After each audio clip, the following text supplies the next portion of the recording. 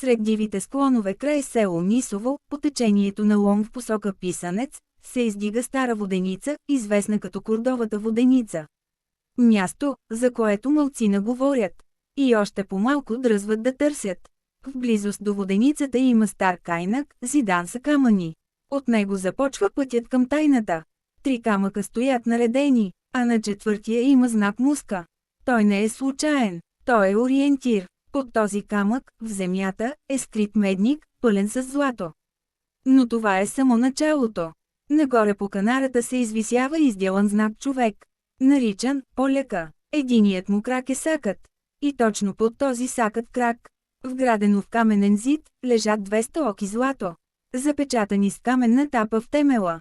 Ако продължиш още нагоре, срещу водата ще видиш самотен камък. Над него има друг знак половин владика с патерица.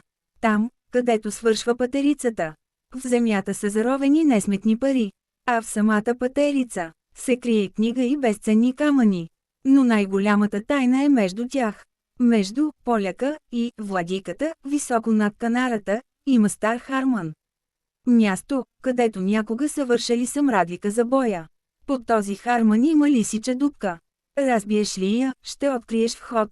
Вътре, широко и високо подземие. Склад, какъвто малцина са виждали. Там се пазят 22 конски товара злато. Но легендата казва още нещо. 5 от тях трябва да се дадат на бедните. 5 – на църквата в селото. А останалото – халал да ти е от нас,